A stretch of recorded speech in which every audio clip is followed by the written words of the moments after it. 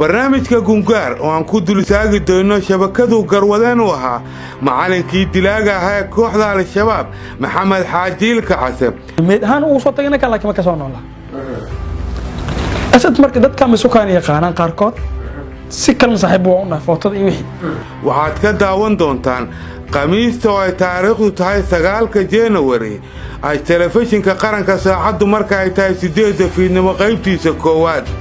habeenka xiga oo jimcada taariikhduna ay tahay 10 January ayaad qayb labaad oo isla barnaamijka gungaar ka mid ah ka daawan doontaan 8 fiidnimo telefishinka qaranka yaa dilay Allah u naxariistay General Maxamuud Xaaji Cali soo banaanka fadhiya bug aan siinay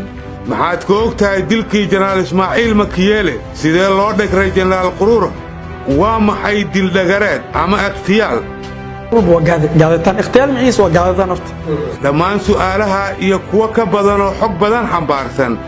waxaad ku maqli doontaan barnaamijkeena gungaar ugu dambaynse maxay shabakadu garwadeenka u ah maxamed xaajiil kacase oo isugu jira kuwa la qabtay iyo maqanayaal ka muteen maxkamadda ciidanka waxay maxkamaddu ku xukuntay dil toogasho ah sidoo kale barnaamijka labada habeen ee aan idin madlay waxa uu ka bixi doonaa Radio Muqdisho saacadu marka ay tahay 9:00 fiidnimo isagoo cod ah cidii aan fursad u helin shaashada iyo raadiyaha midkoodna waxay ka daawan doonaan baraha aynu bulshada ku leenahay ee telefishinka qaranka garsoor iyo gungaar